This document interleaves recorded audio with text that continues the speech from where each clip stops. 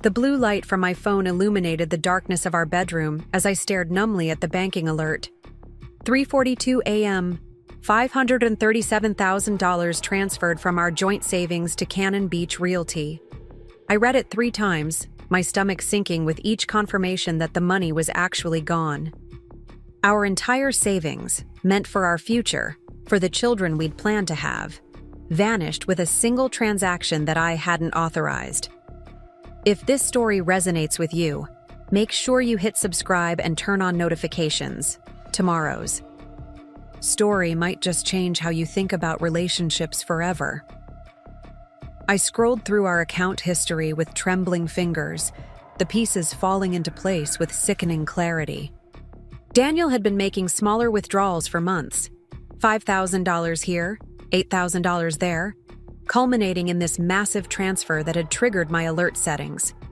The same alert settings my husband had insisted were unnecessary and paranoid. The soft glow of my laptop screen provided the only light in my home office as I pulled up the property listing I'd discovered in Daniel's browsing history days earlier. A stunning beachfront cottage in Cannon Beach, modern cedar and glass perched on a cliff overlooking the Pacific. The exact property he'd casually mentioned was a good investment opportunity last month. Now I knew exactly who he was investing in, and it certainly wasn't his wife of 8 years. My wedding ring caught the light as I typed, a bitter reminder of vows that clearly meant more to me than to him. I'd noticed the signs for months: late nights at the office, new cologne, mysterious weekend conferences. But I'd trusted him, believing our relationship was strong enough to weather whatever midlife crisis he was experiencing. Now the truth glared at me from my screen. My husband had emptied our joint savings to buy a love nest for himself and whoever had captured his wandering attention. What Daniel didn't know, what he had never bothered to learn in 8 years of marriage, was that the quiet, supportive wife he took for granted had resources of her own.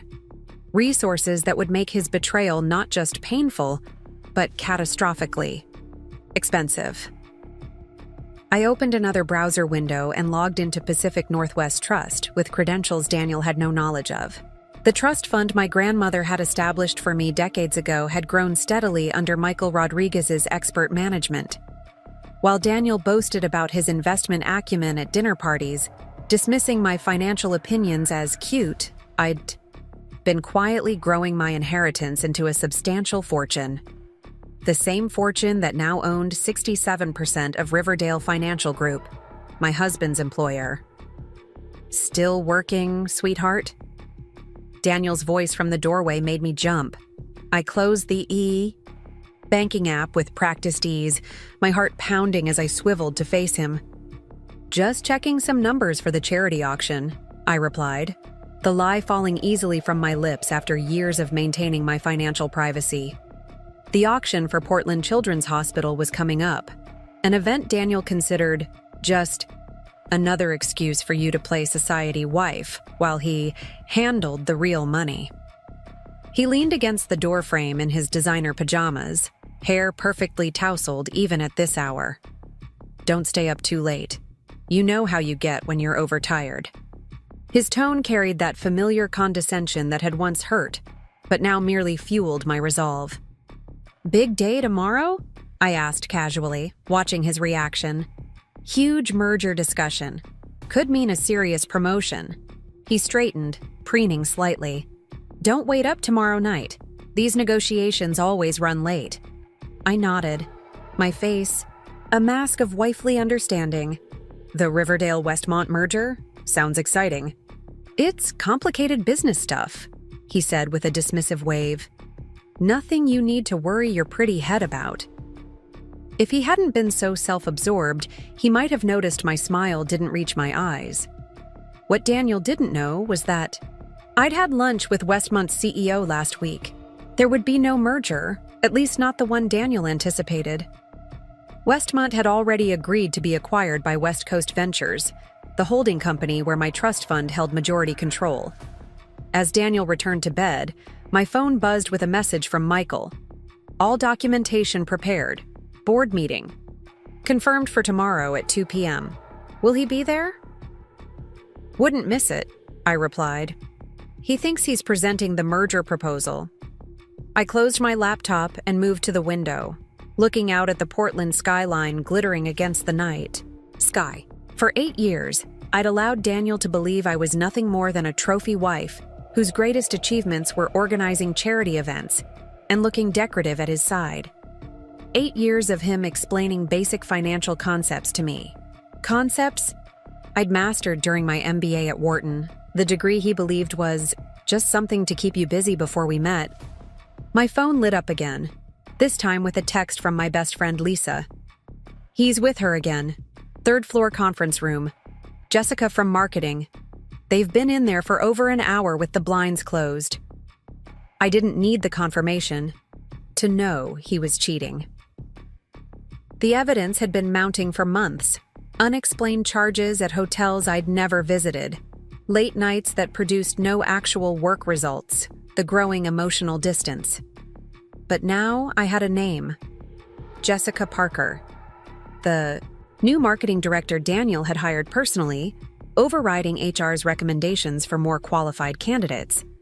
Morning arrived with painful brightness. I dressed carefully in the conservative outfit Daniel preferred me to wear to his business functions, a navy Burberry dress that concealed more than it revealed. The perfect costume for the supportive, slightly dim wife he believed me to be.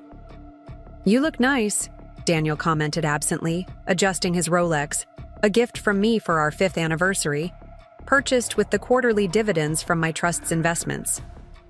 "The board members' wives will be at the reception afterwards. You'll have plenty to talk about with them, charity things and whatnot." I sipped my coffee, swallowing both the bitter liquid and the more bitter retort that threatened to escape. "The merger must be going well. You seem confident." "It's practically a done deal," he said, straightening his tie. "Another gift from me. Once we absorb Westmont's client portfolio, Riverdale will be unstoppable. I'm thinking of buying a boat to celebrate. Maybe we can sail it up to that new property investment I've been considering." The audacity nearly took my breath away. He was planning to buy a boat with what he thought was his money to celebrate a merger that would never happen, presumably to sail to the beach house he'd just purchased for his girlfriend with our joint savings. My phone buzzed with a message from Michael. "Documents signed, SEC filings complete, announcement scheduled for 2:30 p.m. "You know," I said, touching Daniel's arm in a gesture that had become mechanical over the years, "I think I'll join you for the board meeting today. It would be nice to understand more about what you do." Daniel's surprise quickly morphed into condescending approval. "That's my girl, showing interest in the business world. Don't worry if it goes over your head. Just smile and nod. The board members like seeing supportive wives."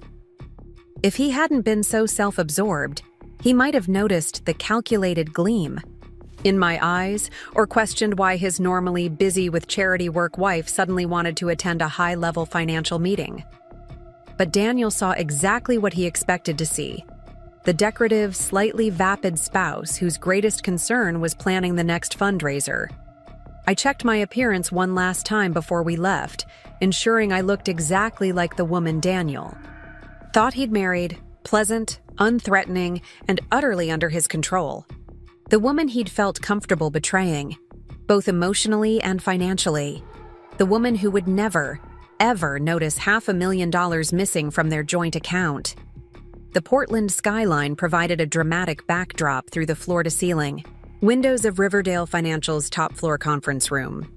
Board members were already gathering, accepting coffee from assistants and reviewing presentation materials. Daniel moved through the room with practiced confidence, shaking hands and making introductions. "And this is my wife, Emma," he said, his hand proprietarily at my waist as he presented me to the chairman. "She wanted to see what all the fuss is about with this merger business." "Mrs. Mitchell," the chairman nodded politely, though I caught the slight questioning look he directed at Daniel. Spouses didn't typically attend high-level merger discussions. "I hope I won't be in the way," I said with a self-deprecating smile. "I promise to be quiet as a mouse." "Not at all," the chairman replied. "Always good to have fresh perspectives. Daniel guided me to a seat along the wall, away from the main conference table. Just watch from here, sweetheart. The actual discussion might be a bit technical for you. I nodded agreeably, settling into the chair as Daniel took his place at the table, spreading his presentation materials with flourish. His confidence was almost admirable, the perfect picture of a man who believed he controlled not just his own destiny, but everyone else's in the room. At precisely 2:15, the boardroom doors opened again. Michael Rodriguez entered, followed by 3 executives I knew well from West Coast Ventures. Daniel's expression flickered with confusion as the newcomers were shown to seats at the head of the table. "What's Rodriguez doing here?" he whispered to his colleague. "He's just some wealth manager." The chairman called the meeting to order, his expression carefully neutral. Preparing and narrating this story took us a lot of time, so if you are enjoying it, subscribe to our channel. It means a lot to us. Now back to the story. Before we discuss the proposed Westmont merger, we have some organizational announcements. I'd like to introduce Michael Rodriguez, representing Pacific Northwest Trust and West Coast Ventures. Michael stepped forward, nodding professionally, to the room. Thank you, Chairman Davis. As some of you may already know, over the past 5 years, Pacific Northwest Trust has been systematically acquiring shares in Riverdale Financial Group on behalf of our primary client. As of this morning, that position represents a 67% controlling interest in the company. The room erupted in controlled chaos. Board members whispered urgently to each other while Daniel sat frozen, his presentation forgotten before him. "This is impossible," he finally sputtered. "There's been no public acquisition. I would have known about this." "The acquisitions were all properly filed with the SEC," Michael continued calmly. "Made through various investment vehicles, all perfectly legal and transparent. The board has been aware of this position for some time." Daniel's head whipped around to stare at the chairman, who nodded in confirmation. "Now, regarding the Westmont situation," Michael continued, "there will indeed be a merger, but not the one Mr. Mitchell has been proposing. Westmont Financial has already agreed to be acquired by West Coast Ventures, which will then integrate both Westmont and Riverdale under a new management structure." The color drained from Daniel's face as he struggled to process this information. His career-making merger had evaporated, along with the promotion and bonus he'd undoubtedly been counting on. The bonus that would have replaced the savings he'd emptied for Jessica's beach house. "Who?" Daniel demanded, finding his voice. "Who's behind Pacific Northwest Trust? Who's been buying up Riverdale shares?" Michael turned toward me, and for the first time, everyone in the room followed his gaze to where I sat quietly against the wall. "Perhaps," Michael suggested with professional courtesy, "Mrs. Mitchell would like to explain." I stood from my chair against the wall, smoothing down my navy Burberry dress as every head in the boardroom turned toward me. The silence was absolute, a stark contrast to Daniel's usual dominance of any room. For once, my husband seemed at a complete loss for words, his mouth opening and closing without sound. "Gentlemen," I began, my voice steady and confident, a tone Daniel had never heard from me before. "As Mr. Rodriguez indicated, I am the primary client of Pacific Northwest Trust and the majority shareholder of Riverdale Financial Group through West Coast Ventures." I moved toward the conference table with measured steps, years of carefully constructed submissiveness falling away with each click of my heels against the polished floor. Daniel's eyes widened as I approached, truly seeing me perhaps for the first time in our marriage. "Emma," he managed finally, his voice barely above a whisper. "What is this?"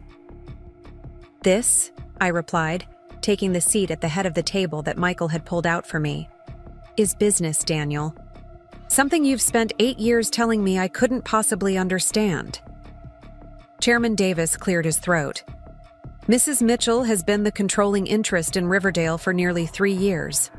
Her financial expertise has been invaluable to this board, though she preferred to remain a silent partner until today." Daniel's face contorted with confusion and the first flickers of alarm. This is insane. Emma runs charity auctions. She plans dinner parties. Actually, Michael interjected, sliding a folder across the table.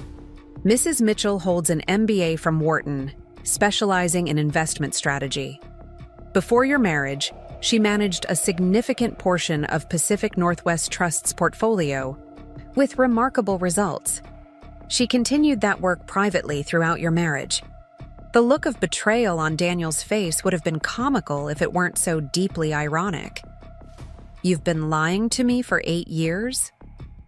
I preferred to think of it as maintaining my financial independence. I corrected him calmly. Something that has proven rather prescient. Wouldn't you agree? The implications of my words clearly hadn't fully registered yet. Daniel was still processing the professional humiliation, not yet connecting it to his personal betrayal. That realization was coming, and I watched his face with clinical detachment, waiting for the moment when all the pieces clicked into place. As I was saying, Michael continued smoothly, given the recent acquisition of Westmont by West Coast Ventures, we'll be implementing a new management structure effective immediately. The details are in the packets being distributed now. Assistants moved around the table, placing leather portfolios in front of each board member. Daniel stared at his copy without opening it, his complexion growing paler by the second. You'll notice, I added, nodding toward the unopened portfolios, that there are significant leadership changes outlined in Section 3. Most notably, Daniel Mitchell is being removed as head of acquisitions, effective immediately. That finally broke through his shock. You're firing me? Your own husband? Not exactly firing, I clarified.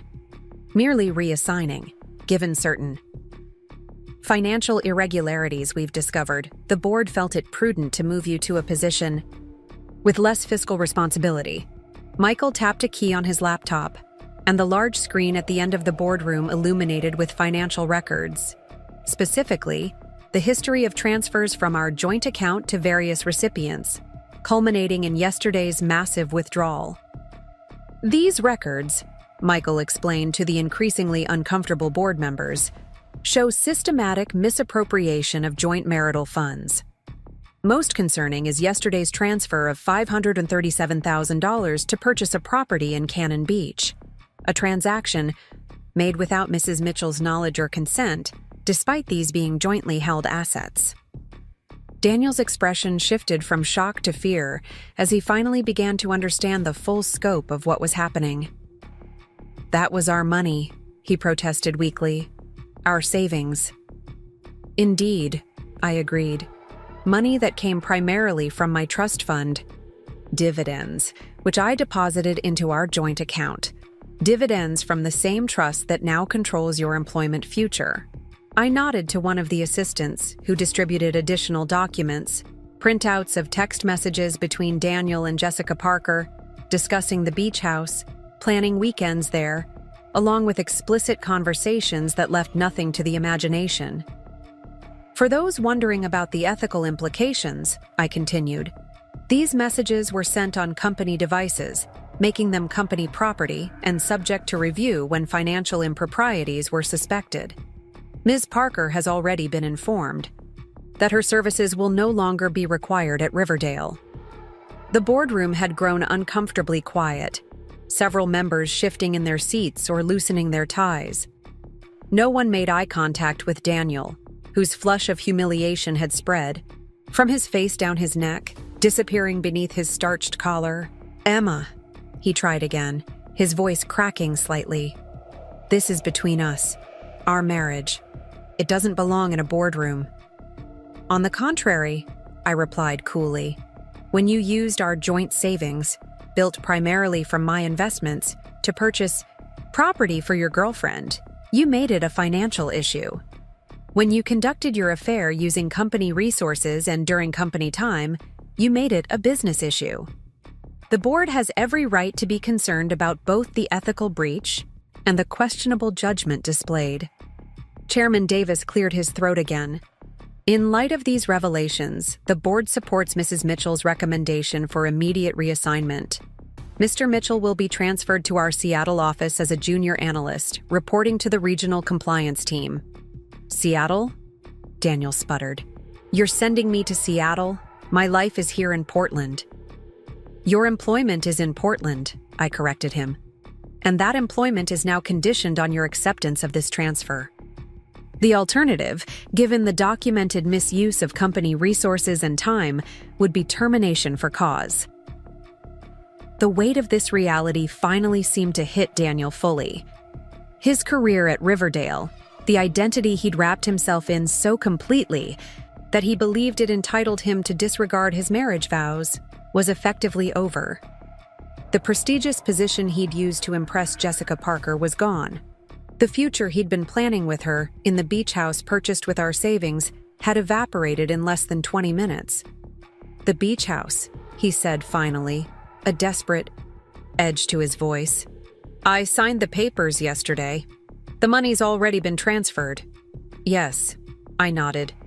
To Cannon Beach Realty, the same realty company that's owned by a subsidiary of West Coast Ventures.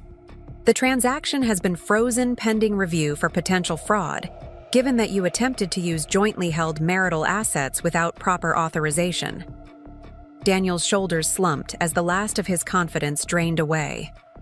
You've thought of everything, haven't you? I've had time to prepare, I acknowledged. 8 years of being underestimated provides considerable opportunity for planning. Michael slid another document across the table, a settlement agreement outlining the terms of our separation.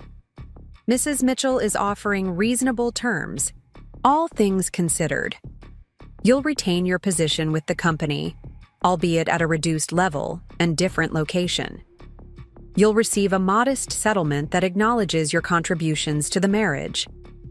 In exchange, you'll relinquish all claims to the joint accounts, the Portland residence, and naturally, any interest in her trust holdings. Daniel stared at the document without touching it. And if I refuse? Then, I said softly, we proceed. With a contested divorce where all of this becomes public record, the affair, the financial misconduct, the attempted misappropriation of joint assets. Your prospects for future employment in financial services would be limited. The board members watched this exchange with the uncomfortable fascination of witnesses to a car crash, unable to look away yet deeply regretting their front row seats. Chairman Davis finally stood, signaling an end to the excruciating scene. I believe we should recess for 30 minutes to allow Mr. Mitchell time to review these documents privately, he suggested diplomatically. When we reconvene, we can address the actual business of the Westmont integration. The board members couldn't leave the room fast enough, each avoiding eye contact with Daniel as they filed out. Soon, only Daniel, Michael, and I remained in the cavernous boardroom, the Portland skyline a dramatic backdrop to our marital implosion.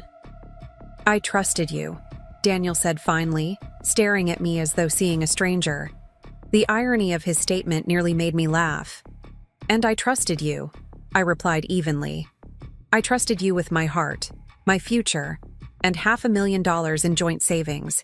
You betrayed that trust on every level. It wasn't like that, he protested weakly.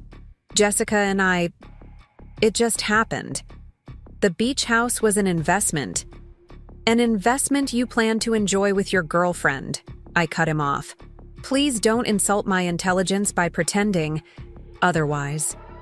The text messages make your intentions perfectly clear. Daniel slumped back in his chair, the full weight of his situation finally sinking in. Everything's gone, he murmured. My job, our savings, the beach house. Not everything, I corrected him. You still have your position with the company, albeit in Seattle. You still have the settlement offer, which is more generous than many would recommend under the circumstances. And you still have Jessica, assuming her interest survives the dramatic downgrade in your financial and professional status. His bitter laugh suggested he harbored no such illusions about Jessica's loyalty. You've had this power all along? The whole time we've been married? You've been what? Secretly running companies while pretending to plan charity events? I wasn't pretending to plan charity events, I explained, surprised by how important this distinction felt. I genuinely care about the Children's Hospital and the other organizations I support. I simply also maintained my financial interests and education despite your persistent dismissal of my capabilities. Michael, who had been silently observing our exchange, checked his watch. Emma, the Westmont team will be arriving in 15 minutes. Should I have them delay? No need, I replied, gathering my notes. Daniel and I have said all that needs saying. I turned back to my husband, soon-to-be ex-husband. You have 24 hours to consider the settlement offer. After that, the terms become significantly less favorable. As I stood to leave, Daniel made one last desperate attempt. Emma, please. We can work this out. I made a mistake with Jessica. I see that now. But 8 years of marriage has to count for something. I paused, studying the man I had once loved enough to promise forever. It did count for something, Daniel. It taught me exactly who you are. A man who would steal from his wife to fund his affair, who would lie to my face night after night, who would dismiss my intelligence while benefiting from my generosity. The money, he tried, grasping at straws. I can pay it back. I'll sell my car, my watches. It was never about the money, I interrupted. It was about respect, something you never gave me, even before Jessica entered the picture. The Beach House Fund was just the final confirmation of what I already knew, that you saw me as nothing more than a decorative accessory to your life, useful for planning parties and warming your bed, but never as an equal partner. I gathered my portfolio and nodded to Michael, who held the door for me. The Seattle office will expect you on Monday. Your temporary housing details are included in the relocation package. I suggest you start packing. As I walked out of the boardroom, leaving Daniel staring blankly at the settlement agreement, I felt none of the satisfaction I had anticipated during the long months of planning. Instead, I felt a profound weariness mingled with an unexpected sense of liberation. The weight of pretending to be less than I was, of dumbing down my vocabulary, of swallowing my opinions, of hiding my accomplishments, lifted with each step. In the elevator down to my waiting car, Michael finally broke his professional silence. Are you all right? I will be, I assured him, watching the floor numbers descend. It's been a long time coming.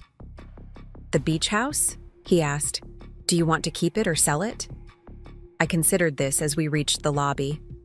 Donate it, I decided, to the Children's Hospital as a retreat for families with kids in long-term treatment. Something good should come from all this. Outside, Portland's perpetual mist had given way to actual rain, the droplets catching the mid-afternoon light in momentary prisms before disappearing into puddles. My driver held an umbrella as I slid into the back seat of the town car. Through the tinted windows, I watched the Riverdale financial headquarters recede, the glass tower where Daniel had built his identity while I had quietly built my empire. My phone buzzed with a message from Lisa. How did it go? Are you okay? It's done, I typed back. Meeting you at the Nines in 20 minutes. Order me something strong. As the car navigated downtown Portland's rain-slicked streets, I found myself thinking not about Daniel or Jessica or even the beach house, but about my grandmother. Eleanor Wilson had established my trust fund with explicit instructions that I should always maintain financial independence no matter what. A woman with her own money makes choices based on desire, not desperation, she'd told me when I turned 18. I'd nodded politely then, not fully understanding the wisdom or the warning in her words. Now, watching the city pass by outside my window, I silently thanked her for the foresight that had protected me when my heart had failed to do so. The trust fund hadn't just preserved my financial security, it had given me the freedom to end a marriage that had slowly been eroding my sense of self-worth, year by condescending year. The next chapter was entirely mine to write, And for the first time in 8 years, I didn't need to pretend to be anything less than exactly who I was. A woman who understood both charity auctions and corporate acquisitions, who could plan a perfect dinner party and orchestrate a complex financial strategy, who would never again allow anyone to make her feel small for being completely, unapologetically herself. The Nines Hotel's rooftop bar offered a panoramic view of Portland, the city lights beginning to twinkle against the darkening sky as evening approached. Lisa was already waiting at our usual corner table, 2 martinis positioned before her. Her expression brightened when she spotted me, then immediately shifted to concern as I approached. "You look exhausted," she observed, pushing one of the glasses toward me as I slid into the velvet chair opposite her. Cathartic exhausted? Or devastating exhausted? I considered this as I took my first sip, the gin burning pleasantly down my throat. Somewhere in between, like finishing a marathon I've been training for in secret. Lisa studied me with the careful attention of someone who had witnessed the slow deterioration of my marriage from the beginning. Unlike Daniel, she had never underestimated me, had, in fact, been one of the few people who knew about my continued involvement with Pacific Northwest Trust and West Coast Ventures. "How did he take it?" she asked finally. "About as expected," I replied, swirling the olive in my glass. "Shock, denial, bargaining. He hasn't reached anger yet, but I'm sure it's coming. Probably tonight after he's had a few drinks and fully processes what happened." "And Jessica?" "Terminated. Both from Riverdale and, I suspect, from Daniel's life once she realizes the beach house is gone and his career is essentially over in Portland." Lisa raised her glass in a small toast. "To consequences." I clinked my glass against hers, though with less enthusiasm than she might have expected. "To consequences," I echoed quietly. "You don't seem as satisfied as I thought you'd be," Lisa observed. "Having second thoughts?" I shook my head, watching the city below as people hurried through the early evening, umbrellas bobbing like colorful mushrooms along the wet sidewalks. "Not second thoughts. Just..." I expected to feel triumphant, I guess. Instead, I mostly feel tired. 8 years is a long time to pretend to be someone you're not. 8 years is a long time to be married to someone who doesn't see your value, Lisa countered. What he did with the beach house, with your money, that was the last straw, but it wasn't the real problem. No, I agreed. The problem started long before Jessica. It started when I let Daniel believe I was exactly what he wanted. Decorative, unthreatening, slightly vapid, the perfect corporate wife who would never challenge his sense of superiority. Why did you? Lisa asked the question that had lingered between us for years. Let him believe that, I mean. The Emma Mitchell I knew in college would have never tolerated being talked down to like that. I considered her question seriously, having asked myself the same thing countless times over the years. At first, it was easier. Daniel was so clearly intimidated by accomplished women. You saw how he reacted when we first met, when I mentioned my MBA. Remember how he kept interrupting to clarify basic financial concepts I obviously already understood? Lisa rolled her eyes. God, yes. I wanted to stab him with my cocktail fork. So I started simplifying my language around him, letting him explain things, boosting his ego. It seemed harmless then. We were just dating, and I thought he'd eventually become secure enough to handle the real me. I took another sip of my martini, the ice clinking softly against the glass. But then we got engaged, and it became our dynamic. The more I pretended to need his explanations, the more he seemed to need me to need them. And your work? The trust management? That was grandmother's stipulation when she set up the trust. I had to remain actively involved in its management. So I compartmentalized. Emma at home planned charity events and nodded appreciatively at Daniel's business stories. Emma at the Pacific Northwest Trust offices made investment decisions and evaluated acquisitions. And never the twain shall meet, Lisa murmured. Until today. Until today, I confirmed. My phone buzzed on the table, a text from Michael, with an update on the Westmont integration meeting. I silenced it without replying. Business could wait until tomorrow. What happens now? Lisa asked, signaling the server for another round. With the house, I mean. Will you stay there? I hadn't fully decided yet. The West Hills house held 8 years of memories, some genuinely happy, despite everything that had transpired since. I'm not sure. It feels too big for just me, but also, it's yours. Lisa finished my thought. You paid for most of it. You designed the renovations. You shouldn't have to be the one to leave. Maybe, I conceded. But starting. Fresh somewhere new has its appeal too. Our conversation paused as the server delivered fresh drinks. When he departed, Lisa leaned forward conspirationally. So when exactly did you realize Daniel was using your joint savings to buy property? For Jessica? And how did you find out it was her specifically? The property transfer itself was yesterday. That's what triggered the banking alert. But I've suspected something was happening with the accounts for months. Small withdrawals that Daniel couldn't adequately explain when I asked casually. As for Jessica, I pulled out my phone and showed Lisa the surveillance photos my private investigator had provided weeks earlier. I hired someone after I found the first jewelry store receipt. Davis Investigations. They're discreet and thorough. Lisa scrolled through the images.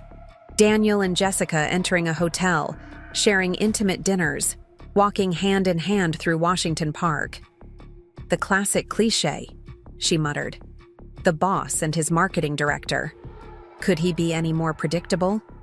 That's partly why I didn't confront him immediately, I admitted. The sheer unoriginality of it was almost more insulting than the betrayal itself. The young, attractive subordinate hanging on his every word, validating his ego in ways his increasingly independent wife wouldn't. It was like watching a midlife crisis instructional video. So you waited until he did something truly stupid, Lisa concluded, handing back my phone. I waited until he crossed a line that couldn't be explained away or minimized, I corrected her. Emotional affairs can be denied forever.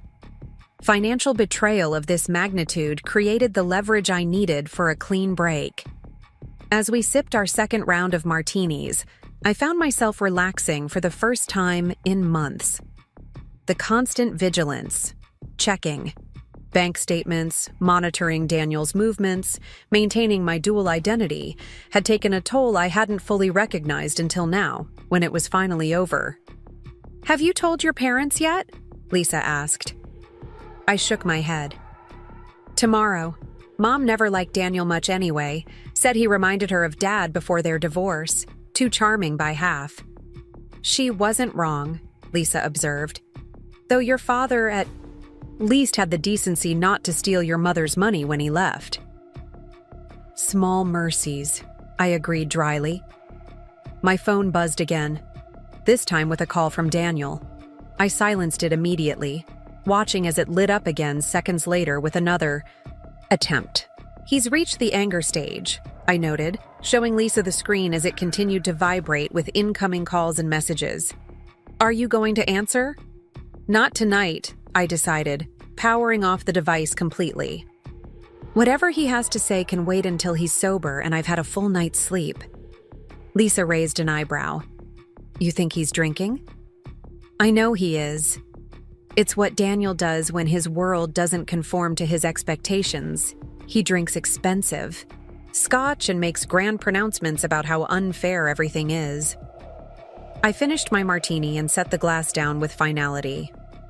I've watched that particular show enough times to know I'm not missing anything new. As the evening progressed, our conversation drifted away from Daniel and toward the future. My plans for West Coast Ventures, the Children's Hospital fundraiser I was still determined to chair next month. The possibility of traveling now that I no longer needed to maintain my careful facade.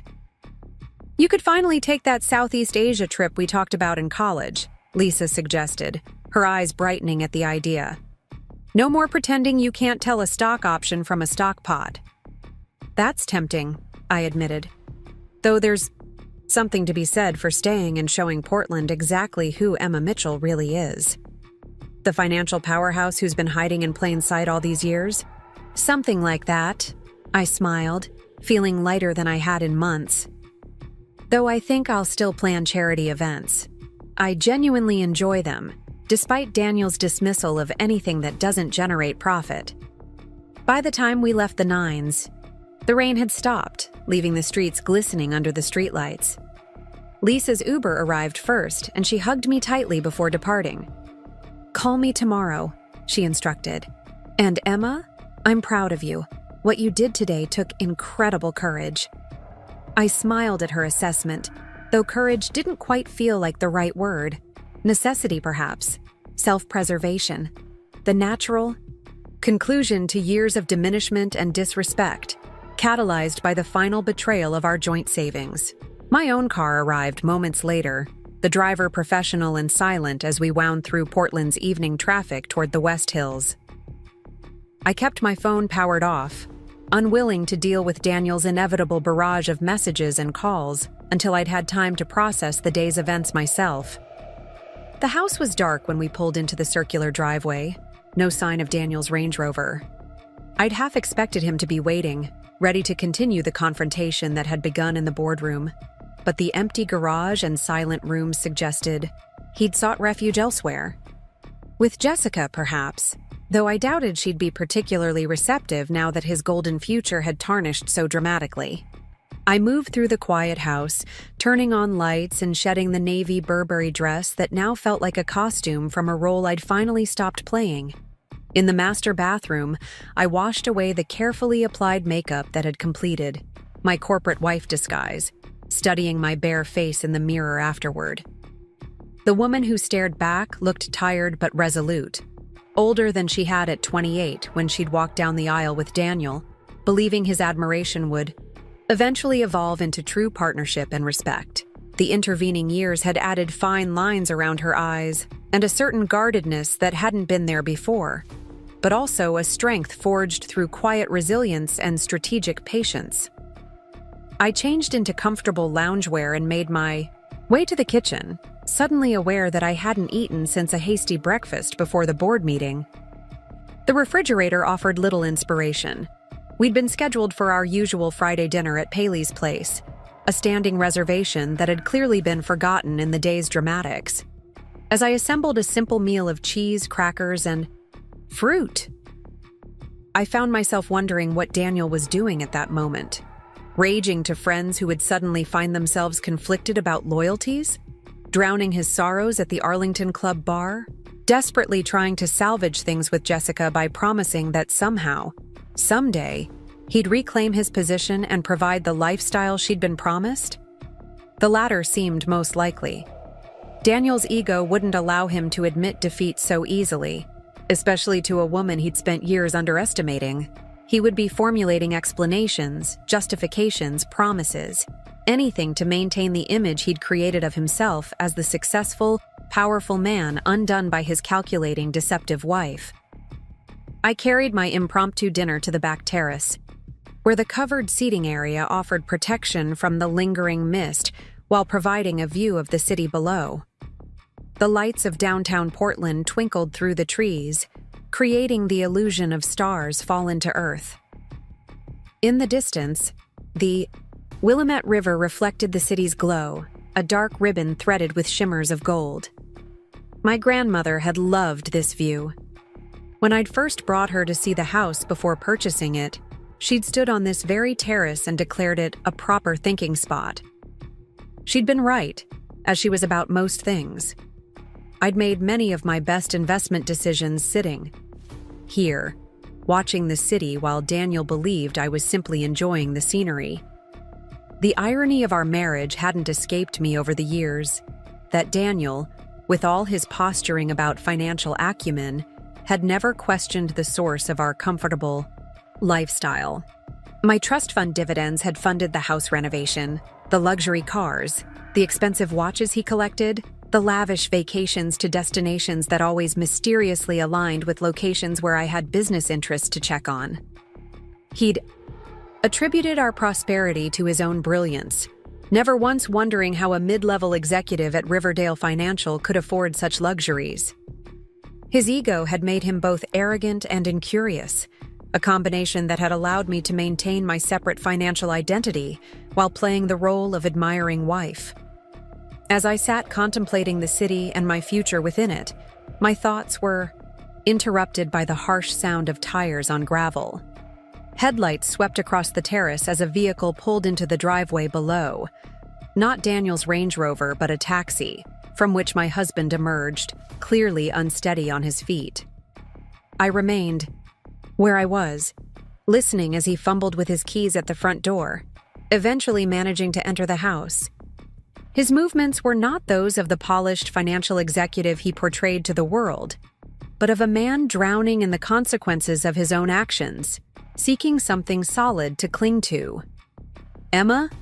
His voice called from inside, alternating between anger and pleading. "I know you're here. Your car's outside." I didn't respond, continuing to sit quietly on the terrace, my dinner forgotten on the small table beside me. His footsteps traced an uneven path through the house, growing louder as he approached the back doors. "There you are," he said when he finally spotted me.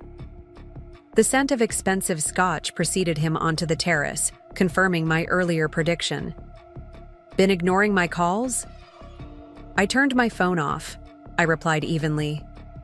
"It seemed better to continue our discussion when you were sober." He laughed bitterly, dropping heavily into the chair across from me. "Sober. Right. Like anyone would stay sober after what you pulled today." "What I pulled?" I repeated, my voice deliberately calm. Interesting characterization of events. Daniel ran a hand through his disheveled hair, his typical perfectionism abandoned in the face of crisis. "You humiliated me in front of the entire board, destroyed my career, threatened to take everything we've built together." "Everything we've built together," I echoed, noting his selective memory. "Like the beach house you purchased for Jessica." "With our joint savings? Was that something we built together, Daniel?" Daniel flinched at the mention of Jessica and the beach house, his momentary bravado deflating. He stared out at the Portland skyline, jaw working as he struggled to formulate a response that wouldn't further incriminate him. "It wasn't what you think," he finally muttered, the familiar phrase falling flat between us. "What exactly do you imagine I think it was?" I asked, keeping my voice level. "Because the evidence suggests my husband emptied our joint savings account to purchase property for another woman. Property he discussed with her extensively via text messages on his company phone, planning weekends and holidays there together." Daniel's gaze dropped to his hands, his wedding ring catching the subtle landscape lighting of our terrace. The beach house was an investment opportunity. Jessica helped identify it. "And your plans to christen every room during your anniversary weekend? Was that also an investment strategy?" I kept my tone clinical, detached, though the memory of reading those particular messages still stung. His head snapped up, eyes narrowing. "You read my private conversations. On your company device, which you signed an agreement acknowledging could be monitored. During an investigation into financial improprieties that you initiated by transferring $500,000 without authorization." I took a sip of water, maintaining eye contact. "The real question isn't why I read them, Daniel. It's why you wrote them." He stood abruptly, pacing the length of the terrace with agitated steps. "This marriage has been dead for years, Emma. You know that as well as I do. Always busy with your charity work, barely present even when you're home." The irony of his accusation might have made me laugh if the situation weren't so painful.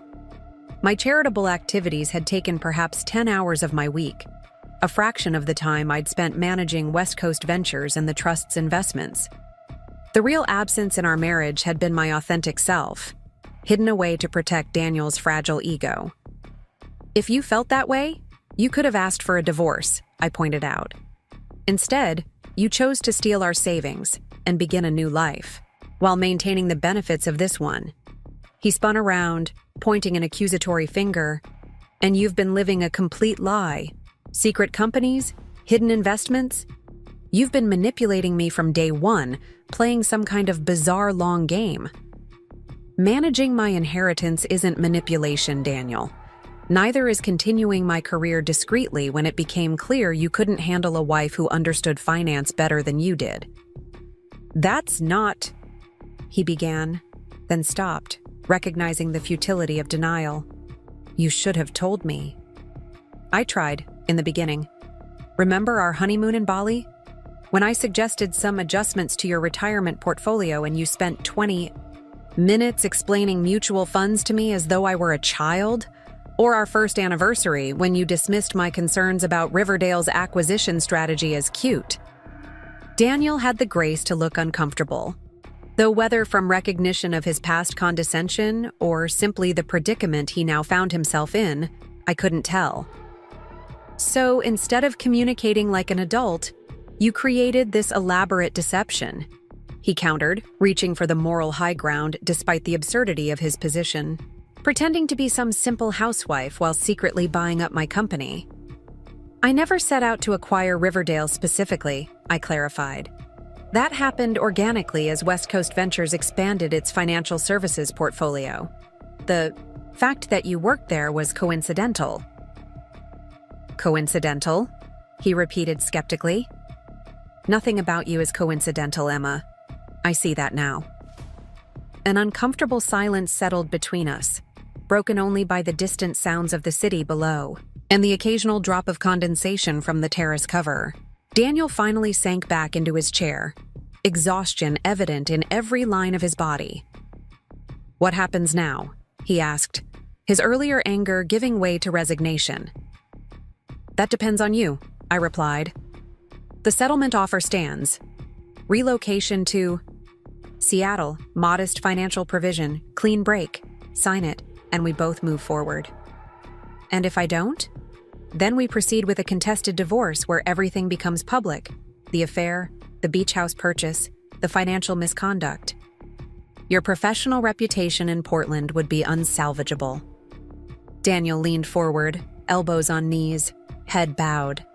You've thought of everything, haven't you? I've had years to consider contingencies, I acknowledged, though I had hoped never to need them.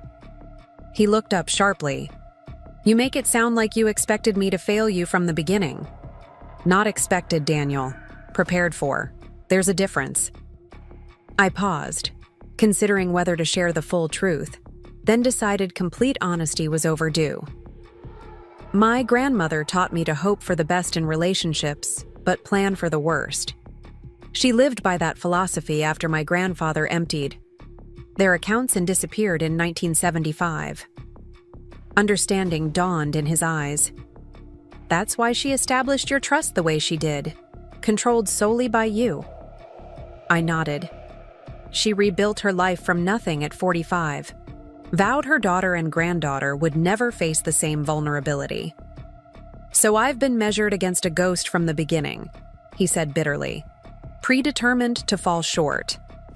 No, Daniel. You were given my trust despite her warnings. The measuring was entirely your own doing. He fell silent again, his gaze drifting back to the city lights. The scotch was wearing off, leaving him with the beginning edges of what promised to be a monumental hangover, both literally and figuratively, come. Morning, I never meant to hurt you, he finally said, the words sounding hollow even to him. Yes, you did, I corrected gently. Not at first, perhaps. But by the time you were transferring our savings to buy Jessica a beach house, you knew exactly what you were doing. You just didn't expect consequences. Daniel had no response to this truth, and we sat in silence as the night deepened around us.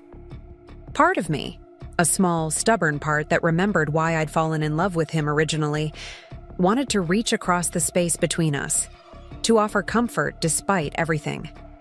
But that impulse belonged to the Emma who had diminished herself, to soothe his insecurities, and I was no longer that woman.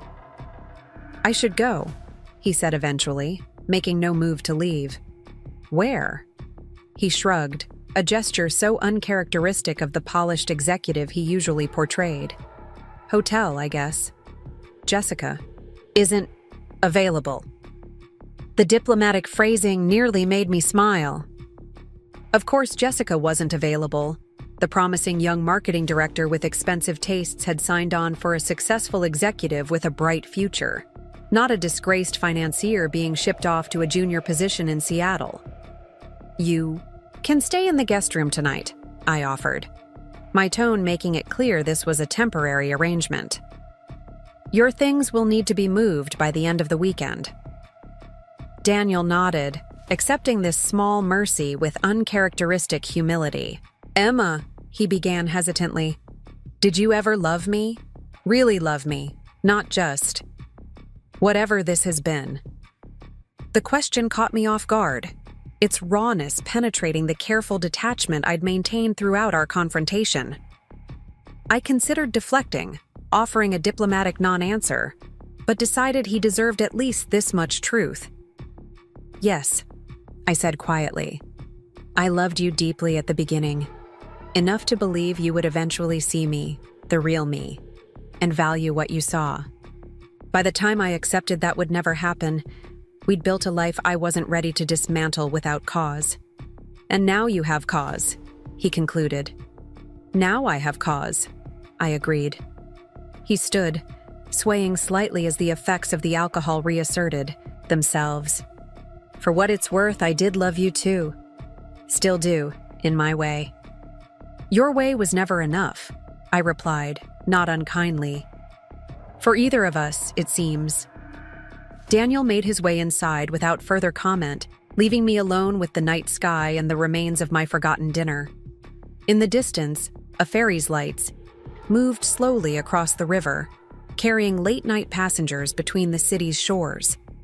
Its steady, predetermined path seemed an apt metaphor for where we found ourselves, moving inexorably towards separate destinations that had perhaps been inevitable all along. I remained on the terrace long after the sounds of Daniel settling into the guest room had faded, contemplating the strange mixture of emotions coursing through me. Relief predominated. Relief that the charade was finally over, that I could integrate the compartmentalized aspects of my life into a coherent whole. But underneath that relief ran currents of grief for what might have been, anger at the years of diminishment, and an unexpected sense of liberation that made my skin tingle despite the cool night air. When I finally went inside, the house felt different, as though the confrontation had altered its very atmosphere. Rooms that had witnessed years of careful performance now stood ready to accommodate a new reality where pretense was no longer necessary. I moved through them with a growing awareness that soon, very soon, they would be solely mine to reimagine. Sleep proved elusive that night, my mind racing with practical considerations and deeper reflections. The mechanics of disentanglement, financial, legal, social, would be complex but manageable. The emotional terrain felt less certain, mapped, with landmarks I'd avoided examining too closely during my years of strategic patience. The first light of dawn was filtering through the bedroom curtains when my phone buzzed on the nightstand. I'd turned it back on before bed, half expecting a barrage of messages from Daniel that never materialized. Instead, the screen showed Michael's name. "I know it's early," he said when I answered, his voice apologetic. "But there's something you should see." "What is it?" I asked, instantly alert. Daniel attempted to access the Riverdale financial systems remotely at 3 a.m., tried to initiate several large transfers from operational accounts. I sat up fully, sleep forgotten. To where?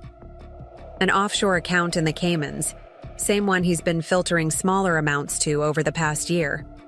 The revelation shouldn't have surprised me, yet somehow the blatant attempted theft, mere hours after being confronted with his previous misdeeds, struck me as breathtakingly audacious.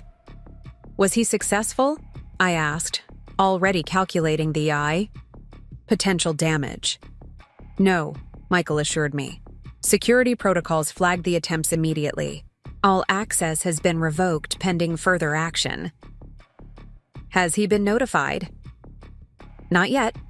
We wanted your direction first, given the personal complications. I closed my eyes briefly, absorbing this new betrayal. Any lingering ambivalence about my course of action evaporated in the face of such calculated desperation. Inform security to lock down all his accounts and access points, I instructed. Contact Chairman Davis immediately. I want an emergency board call at 9 a.m. to formalize Daniel's termination for cause. And the police? Michael asked carefully. I considered the implications, the public spectacle, the inevitable media attention, the humiliation that would extend beyond Daniel to touch everyone connected to him. Not yet, I decided. Secure the evidence. Have legal prepare the necessary documentation. We'll determine next steps after the board call. After hanging up, I sat motionless at the edge of the bed, processing this latest development. I'd offered Daniel a dignified exit, relocation rather than termination, financial security albeit reduced, the chance to rebuild his career away from the immediate scandal. His response had been to attempt grand theft in the middle of the night. The bedroom door opened suddenly, revealing Daniel fully dressed in yesterday's rumpled suit, travel bag in hand. His expression shifted from determination to wariness when he saw me awake, phone still in hand. Going somewhere? I asked, my voice cold. Early flight to Seattle, he replied too quickly. Thought I'd get a head start on finding an apartment. The lie hung between us, its transparency almost insulting. I stood slowly, maintaining eye contact as I moved to block the doorway. The Caymans have lovely weather this time of year, I observed. Though I imagine it's less appealing when you're fleeing financial crimes charges. His face drained of color. I don't know what you're talking about. 3:17 a.m., Daniel. Multiple attempted transfers from Riverdale operational accounts to Golden Horizon Holdings. Your offshore safety net that you've been constructing for over a year. You're monitoring my computer now? He demanded, indignation a poor mask for panic. Riverdale's security system monitors all unusual access attempts. Your name is simply on a very short list of people whose activities require immediate notification. His grip tightened on the travel bag. It's not what you think. It rarely is with you, I agreed, making no move to step aside. The settlement offer is rescinded. The board is meeting at 9 a.m. to terminate your employment for cause. You can't do that, he protested, desperation edging into his voice. The Seattle position was contingent on your accepting the settlement terms in good faith, I interrupted. Attempting to steal company funds hours after being confronted about financial misconduct demonstrates remarkably bad faith. Wouldn't you agree? Daniel's carefully constructed facade finally crumbled completely, revealing the cornered, desperate man beneath. What do you expect me to do? You've taken everything. My job, my future, the beach house.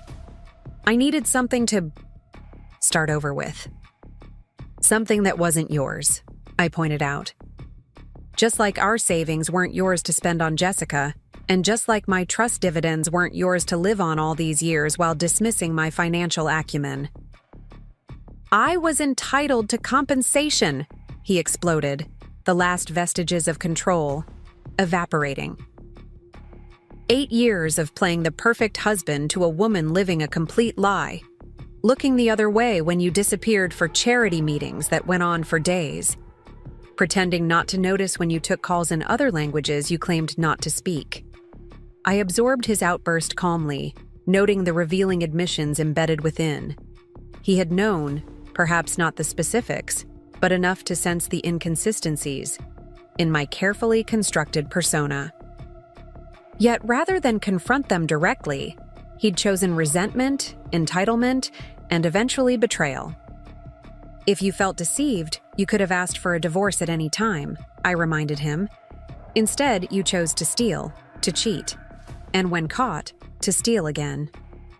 Easy judgment from someone who's been living a double life, he scoffed. At least, I was honest about who I was. Were you? I challenged. The devoted husband building a future with his wife while texting his girlfriend about their beach house?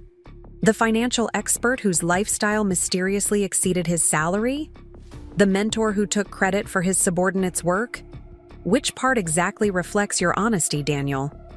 Daniel's face contorted with fury and desperation, the carefully cultivated mask of professional confidence completely gone. He took a step toward me, his body language shifting from defensive to aggressive. "Get out of my way, Emma," he demanded, his voice low and threatening. "I'm leaving, and you're not stopping me." I held my ground, meeting his gaze steadily. "The authorities have already been alerted to the attempted transfers, Daniel. Your accounts are frozen, and security is looking for you. Running will only make everything worse." His eyes darted to the bedroom window, calculating, then back to me. "You're bluffing. There hasn't been time." "Automated security protocols don't require time," I explained calmly. "The moment you attempted to access restricted financial systems outside authorized hours, alarms were triggered. The system is designed to protect the company from exactly this type of situation." The truth of my words registered in his expression, the last threads of his desperate plan unraveling before my eyes. His shoulders slumped, and he dropped his travel bag to the floor with a dull thud. "What happens now?" he asked, defeat evident in every line of his body. "Now we wait for the board's decision," I replied, stepping aside to allow him passage from the bedroom. "I suggest you use the time to contact a lawyer." Daniel moved past me without further comment, the fight draining from him as quickly as it had erupted. I followed at a distance, watching as he made his way downstairs to the kitchen, where he filled a glass with water from the refrigerator dispenser and swallowed 2 aspirin from the bottle we kept in a drawer. "The headache's only beginning," I observed, leaning against the doorframe. "Financial crimes investigations tend to be thorough and prolonged." He glanced up sharply. "Is that what you want? To see me in prison?" The question gave me pause. What did I want, beyond the immediate satisfaction of accountability? The man before me, disheveled, desperate, diminished, bore little resemblance to the confident executive I'd married, or even the calculating adulterer who'd purchased a beach house for his girlfriend. This Daniel seemed almost pitiable, though. I reminded myself that desperation often masquerades as remorse when consequences loom. "What I want," I said carefully, "is proportional justice. The board will decide whether to pursue criminal charges based on the severity and extent of the financial misconduct. That decision will be influenced by your cooperation from this point forward." "Cooperation," he repeated bitterly. "You mean complete surrender." "I mean honest accounting of all misappropriated funds, full disclosure of any offshore accounts, and acceptance of the professional consequences of your actions." Daniel drained his water glass and set it in the sink with deliberate precision. "And if I provide this honest accounting, what exactly do I salvage from the wreckage?" "Potentially, your freedom," I replied frankly, "depending on the amounts. Involved in the board's discretion, this could remain a civil rather than criminal matter." He laughed without humor. "My freedom, how generous. Meanwhile, you keep the house, the company control, all our assets, and the satisfaction of having orchestrated my complete destruction." "I orchestrated nothing, Daniel. I protected myself from exactly the scenario that unfolded. A husband, willing to empty our joint savings for his own purposes. Everything that's happened since has been the natural consequence of your actions, not my planning." Daniel sank onto one of the kitchen bar stools, rubbing his temples. "Do you know what the worst part is? Not losing the money or even the job. It's realizing that for 8 years, I've been living with a stranger. Someone calculating my destruction while smiling across the dinner table." That's a convenient narrative, I observed. It absolves you of responsibility by casting me as the villain. The reality is much simpler. I maintained financial independence while playing the role you clearly preferred. Had you never betrayed that role by stealing our savings, we might have continued indefinitely as we were. Living a lie, he said flatly. Living the reality you created and preferred, I corrected. You chose the version of me you wanted, decorative, admiring, unthreatening to your ego. I simply adapted to your preference while protecting my interests. Before Daniel could respond, my phone buzzed with an incoming call from Michael. I stepped into the hallway to answer, keeping one eye on Daniel through the kitchen doorway. Emma, Chairman Davis has convened an emergency executive committee for 8 a.m. instead of waiting for the full board, Michael reported. They're requesting your presence, along with Daniel's if he's available. He's here, I confirmed. We'll both attend. After ending the call, I returned to the kitchen to find Daniel staring blankly at his wedding ring, twisting it absently around his finger. The executive committee is meeting at 8, I informed him. We're both expected to attend. He looked up, his expression unreadable. To formalize my professional execution? To determine appropriate next steps regarding the attempted financial transfers and your continued employment. Daniel checked his watch, an Audemars Piguet I'd given him for his 40th birthday, paid for with proceeds from a particularly successful investment in pharmaceutical ventures. That's in 90 minutes. Barely time to shower and change. Your appearance should be the least of your concerns right now, I noted dryly. Nevertheless, he stood and headed toward the guest room, pausing at the doorway. Should I pack my things while I'm at it? Or will you have them shipped to whatever prison cell awaits me? I ignored the melodrama. Focus on the meeting, Daniel. Your future depends on how you handle the next few hours. While he showered and changed, I prepared for the meeting with methodical efficiency, reviewing the security reports Michael had forwarded and assembling documentation of Daniel's previous financial irregularities. The attempted transfers were substantial, nearly $3 million distributed across 3 separate transactions, all directed to the same Cayman Islands account that had received smaller sums over the preceding months. The pattern suggested premeditation, rather than panic, a calculated exit strategy that had likely been in development well before I confronted him about the beach house. This wasn't an impulsive response to being caught. It was the acceleration of an existing plan to abscond with company funds. By the time Daniel emerged from the guest room, I was dressed and ready, my professional armor firmly in place. He'd managed to transform himself back into a semblance of the polished executive, though his eyes remained haunted, his complexion gray beneath his careful grooming. Your car or mine? He asked with forced casualness, as though we were headed to a dinner party rather than what might well be his professional execution. Mine, I replied, gathering my portfolio and car keys. I don't think you should be driving in your current state. He didn't argue, following me silently to the garage, where my Audi waited. The drive downtown proceeded in tense silence, Portland's morning traffic providing a mundane backdrop to the extraordinary circumstances unfolding between us. Rain had started again, a steady drizzle that blurred the city beyond the windshield and seemed to mute even the usual cacophony of horns and engines. Did you ever plan to tell me? Daniel asked suddenly as we waited at a traffic light. About your companies, your real financial position? Or was I meant to remain in the dark indefinitely? I considered the question seriously, having asked myself the same thing many times over the years. I tried to show you glimpses of my financial knowledge early in our marriage. Your reaction made it clear you weren't interested in a wife who might challenge your expertise. So, instead of addressing it directly, you built this elaborate deception. I built a parallel life that allowed you to maintain your preferred illusion while protecting my interests, I clarified. Had you ever shown genuine interest in who I really was, Had you asked thoughtful questions about my opinions rather than talking over me, things might have evolved differently.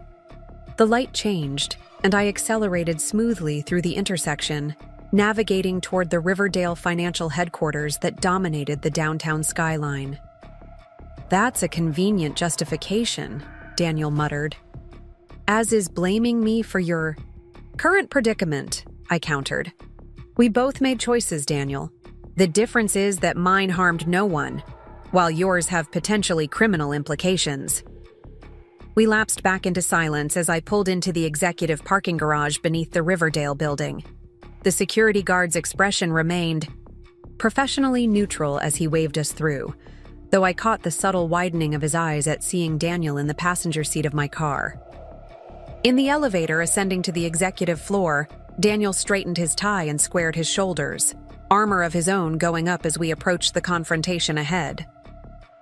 I found myself studying him with a clinical detachment, this man I'd shared a bed with for 8 years, whose secrets and lies had finally rendered him a stranger. "Whatever happens in there," he said quietly as the elevator neared our floor, "I want you to know I never intended things to end this way." "Few people plan for the consequences of their actions," I replied. "That doesn't make those consequences any less deserved." The executive committee was already assembled when we entered the boardroom. Chairman Davis, 3 senior board members, Riverdale's legal counsel, and Michael, whose presence as representative of Pacific Northwest Trust was entirely appropriate given the circumstances. All conversation ceased as we entered, 7 pairs of eyes tracking our progress to the seats left empty at the opposite end of the table. "Mrs. Mitchell, Mr. Mitchell," Chairman Davis began formally, "thank you for joining us on such short notice. As you're aware, serious allegations of financial impropriety have emerged that require immediate attention." Daniel said nothing, his gaze fixed on the polished surface of the conference table. I nodded acknowledgement, but remained equally silent, allowing the process to unfold according to corporate protocol. "Mr. Rodriguez has provided documentation of attempted unauthorized transfers from Riverdale operational accounts," the chairman continued, nodding toward Michael. "These attempts occurred at 3:17 a.m., 3:22 a.m., and 3:26 a.m. this morning, originating from an IP address matching your home network, Mr. Mitchell." Daniel cleared his throat. "I can explain." "Please do," Chairman Davis replied, leaning back, slightly, his expression carefully neutral. "I was reviewing company finances," Daniel began, his usual confidence noticeably absent. "Given yesterday's revelations about the ownership structure and my own uncertain position, I wanted to ensure certain investment strategies I'd implemented were properly documented." The explanation was so transparently false that a ripple of discomfort passed through the assembled executives. Even Riverdale's legal counsel, Patricia Winters, couldn't completely suppress her wince at the feeble attempt. "Investment strategies," Chairman Davis repeated slowly, "requiring middle-of-the-night transfers to an offshore account that has received multiple smaller transfers over the past 14 months. Daniel shifted uncomfortably in his chair. The timing was, admittedly, unusual. I couldn't sleep after yesterday's events and decided to use the time productively by attempting to transfer $2.3 million to Golden Horizon Holdings in the Cayman Islands, Michael stated flatly, sliding printed documentation across the table. The same entity that has received approximately $475,000 in smaller transfers since January of last year. The room fell silent as the full scope of the financial misconduct became clear. Daniel's shoulders slumped infinitesimally, the last vestiges of his defense crumbling beneath the weight of evidence. "Mr. Mitchell," Patricia Winters interjected, her tone professionally detached. "Given the documentation before us, I must advise you that continued denials will only complicate your position. At this juncture, cooperation and full disclosure represent your best course of action."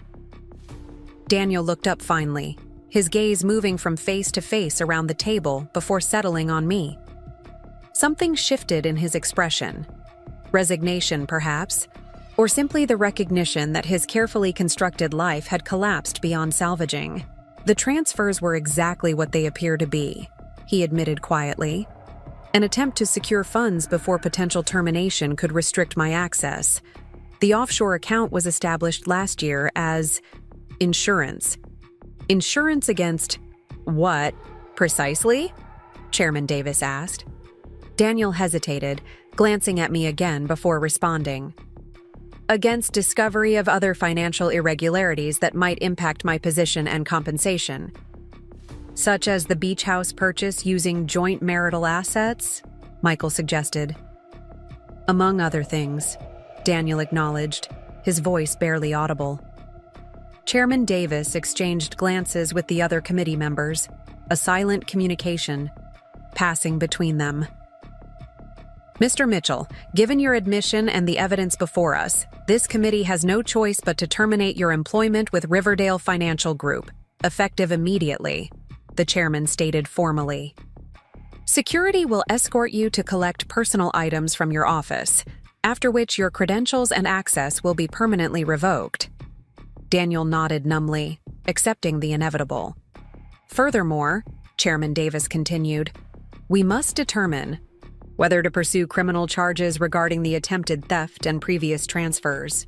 That decision will depend largely on your willingness to provide complete disclosure of all financial improprieties during your tenure, including any additional accounts or assets derived from misappropriated funds.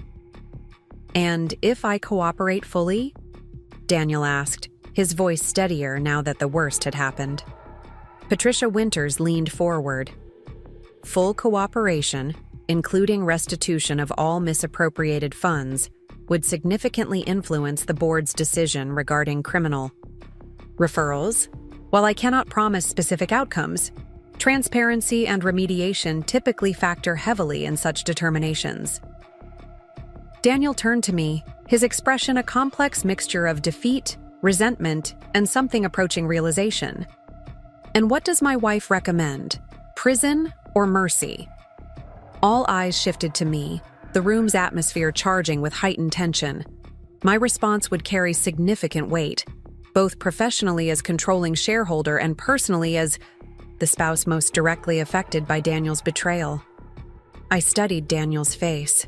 This man I'd shared 8 years of my life with, whose ambition and ego had driven him to betray both our marriage and his professional obligations. The easy path would be vengeance, pushing for maximum penalties to match the depth of his deception. But vengeance had never been my goal, only protection and, eventually, justice. Full restitution and complete transparency, I stated firmly, addressing the board rather than Daniel directly. If those conditions are met satisfactorily, I believe civil penalties would be appropriate. Criminal prosecution should remain a contingency only if cooperation proves inadequate. Relief washed visibly across Daniel's features, though it was tempered by wariness, perhaps suspicion about my motives or disbelief that I wouldn't pursue the harshest possible outcome. Mrs. Mitchell's recommendation carries significant weight, Chairman Davis acknowledged. Provided Mr. Mitchell delivers comprehensive disclosure and full financial remediation, this committee is inclined to handle the matter internally rather than involving authorities. Patricia Winters opened her leather portfolio. I've prepared documentation outlining the cooperation requirements and financial recovery process. Mr. Mitchell will need to provide complete access to all accounts, detailed accounting of all misappropriated funds, and signed acknowledgement of his actions. Daniel accepted the documents with trembling hands, scanning the first page briefly before looking up. And my personal situation? The divorce? Is entirely separate from this proceeding, I replied evenly, though your cooperation here will naturally influence settlement discussions. The meeting concluded with formal signatures establishing Daniel's termination and the conditions of the financial investigation. As security personnel appeared to escort him to his office, Daniel paused beside my chair. Why? He asked quietly, genuine confusion in his voice. After everything, why show mercy? I met his gaze directly. Because punishment isn't my purpose. Accountability is. He nodded slowly, absorbing this distinction. For what it's worth, I am sorry. Not just for getting caught, but for everything. I know, I responded simply. Whether his remorse was genuine or merely circumstantial hardly mattered now. Our paths were irrevocably diverging, 8 years of shared history dissolving in the wake of betrayal and revelation. As Daniel was led away by security, Chairman Davis approached, his expression thoughtful. An extraordinary situation, handled with remarkable composure. The board appreciates your measured approach, Mrs. Mitchell. Emma, please, I corrected him gently. And composure has been my constant companion for years. Today is no exception. The remaining proceedings moved with efficient precision. Daniel's office was secured, his digital access terminated, and his personal belongings inventoried and boxed. I remained in the boardroom with Michael, reviewing next steps for both Riverdale's operations and the broader implications for West Coast Ventures. The Westmont integration can proceed on schedule, Michael confirmed. Their leadership has been briefed on today's developments and remain committed to the acquisition. I nodded, mentally shifting from the personal earthquake of the morning to the business landscape beyond. Schedule the announcement for Monday. Let's give the weekend for any immediate fallout to settle. By mid-afternoon, the initial crisis had been contained. Daniel had provided preliminary account information and signed all required documents before being escorted from the building. His expression as he departed, a mixture of shock, humiliation, and dawning comprehension, would likely stay with me for years to come. I declined Michael's offer to accompany me home, preferring the solitude of my own thoughts during the drive back to my house in the West Hills. The rain had stopped, leaving the city washed clean beneath breaking clouds, sunlight illuminating, rain-slicked streets and glistening foliage. The house stood silent and empty when I arrived, Daniel's presence already fading from its spaces like morning mist burning off under the strengthening sun. I moved through the rooms slowly, seeing them with new eyes, no longer stages for the careful performance of our marriage, but canvases awaiting reinvention. In Daniel's closet, hangers stood half-empty where he'd hastily packed during the night. His dresser drawers remained partially open, evidence of hurried selection rather than methodical packing. The abandoned items told their own story. Older, sweaters left behind in favor of designer pieces, comfortable loungewear sacrificed for image-maintaining formal wear. Even in crisis, appearance had guided his choices. I found myself in my home office, the space that had always been exclusively mine, where Daniel rarely ventured. Here, among my carefully organized files and elegant furnishings, I had maintained my connection to the financial world he believed beyond my comprehension. The irony struck me freshly, how he had dismissed this room as my charity command center, while I conducted million-dollar negotiations from its confines. On my desk stood a single-framed photograph, Daniel and me on our wedding day, both smiling with the genuine optimism of beginnings. I studied our younger selves, wondering when exactly the subtle shift had occurred, when his admiration had calcified into condescension, when my accommodation had transformed into strategic patience. There had been no single moment of change, only the gradual erosion of mutual respect beneath the steady current of his ego and my acquiescence. I placed the photograph in a drawer, not from lingering pain, but from recognition that this chapter had closed definitively. The future stretched before me with possibilities that had been unimaginable yesterday. The freedom to integrate my compartmentalized selves, to move through professional spaces as my authentic self, to perhaps someday build a relationship founded on genuine partnership rather than performance. My grandmother's wisdom echoed in my thoughts as I settled into my desk chair, opening my laptop to review West Coast Ventures' latest acquisition prospects. Financial independence hadn't just protected me from Daniel's betrayal, it had preserved my essential self through years of playing a role that grew increasingly distant from who I truly was. The trust fund hadn't just secured my material future, it had purchased the most valuable commodity of all: choice. The choice to leave on my terms, the choice to reveal my strengths at the moment of my choosing, the choice to determine the consequences of betrayal according to justice rather than vindictiveness. As evening settled over Portland, I stood at my terrace overlooking the city lights coming alive beneath the darkening sky. For the first time in 8 years, I allowed myself to simply exist. Neither the diminished wife Daniel had preferred, nor the secret executive managing investments from the shadows, but simply Emma, complete and undivided. The path forward would bring challenges, legal proceedings, social recalibrations, professional adjustments as my dual identities merged into public knowledge. But beneath these practicalities ran a current of profound liberation. The trust fund Daniel had forgotten about hadn't just protected my assets, it had preserved the woman I had always been, waiting for the right moment to emerge whole and undiminished. Up next, you've got 2 more standout stories right on your screen. If this one hit the mark, you won't want to pass these up. Just click and check them out.